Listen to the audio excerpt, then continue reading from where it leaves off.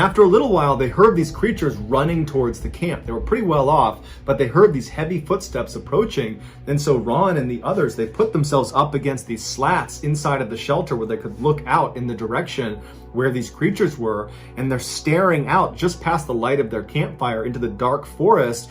And they hear these things running, and they stop. They don't come into the clearing. It's like they're just outside of where they could see. And then their tone completely changes. These creatures, which are now one on one side of the camp and one on the other, begin speaking to each other in a language that almost sounds human, but it was nonsensical. It sounded like an imitation of a human language, but not human. And so Ron and the others are terrified, and they're just staring through the slats, waiting to see this creature that's going to emerge at some point, but it never does. Instead, the creatures continue to stay outside of the light, and they move around behind their shelter out of view. And so Ron and the others move to the very middle of their shelter to get as far away from the walls as they can, because there are breaks in the walls, and they're worried one of these things is going to reach through and grab them. But finally, after hours of these creatures running around the perimeter of their camp, communicating in this totally otherworldly language, they started whooping again and ran off. And for the rest of the night, Ron and the other three stayed right in that shelter.